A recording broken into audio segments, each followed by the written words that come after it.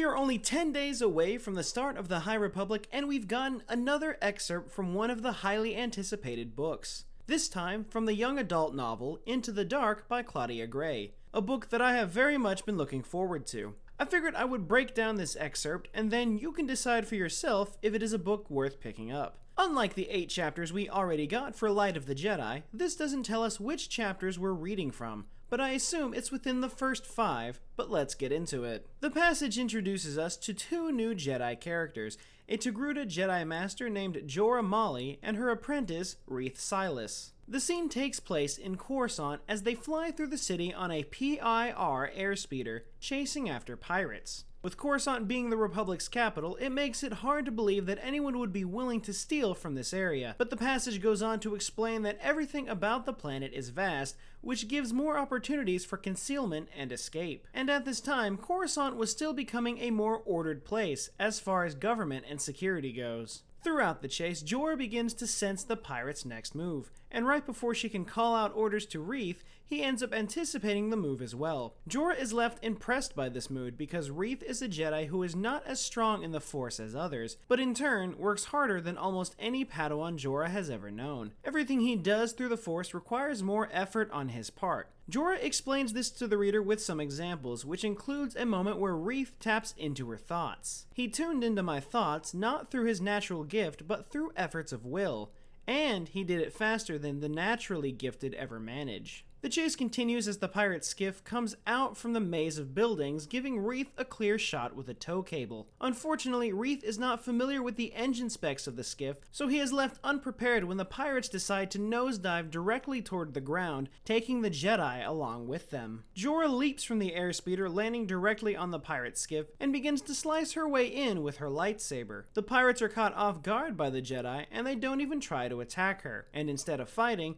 Jorah uses her Jedi mind tricks to convince the pirates to take the skiff out of the dive and to report to the nearest docking station for arrest. After arresting the pirates and turning in their own PIR airspeeder, Reath is still confused on his mistake of not knowing the engine specs and explains that he will begin an in-depth study on engine specs the next day. While his master is appreciative of his work ethics, Jorah explains that it is not the highest priority and that they are about to go through a big change. For the longest time, both Jorah and Reath were stationed at Coruscant, but Jorah has taken a new assignment that will involve both of them traveling to the frontier. Reath is hesitant about the decision, not understanding why they would leave a place as important as Coruscant. Jorah goes on to explain that they are leaving Coruscant to go to a place where Jedi once gave their lives to defend the people in that area of the frontier. Jorah sees this as an opportunity for Reath to find his balance in the Force, and then, what almost feels like a random moment in the story, asks him why he hasn't crossed the Kyber Arch for himself. The passage goes on to explain that the Kyber Arch stood within one of the vast meditation chambers of the Coruscant Temple. Each crystal in the arch was a Kyber crystal, one retrieved from the damaged lightsaber of a Jedi fallen in battle. As beautifully as it sparkled in the light, it was a reminder of the price their fellow Jedi had paid in the pursuit of justice over the past millennia. Thick at the bases, the very topmost curve of the arch had deliberately been left extremely narrow, as a representation of the perils the fallen had faced. Scaling and crossing the Kyber Arch was an advanced meditation technique.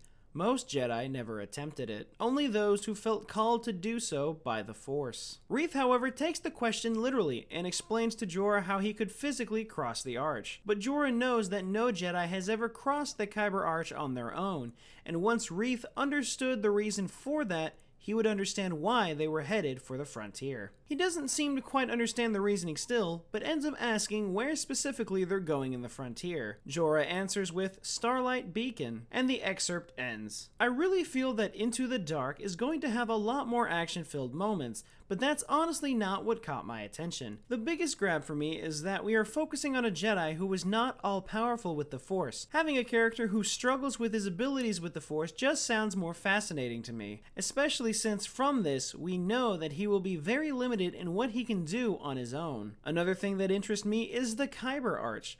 Learning about new areas in the Jedi Temple is always great, and the Kyber Arch is something I want to explore more of. But what are your thoughts on the excerpt from Into the Dark by Claudia Gray? Did the passage seem to grab your interest right away, or is it something you may skip for now? Let me know all of your thoughts in the comments down below. including your favorite part from the passage. Remember to like the video and subscribe if you haven't, and remember, the Force will be with you, always.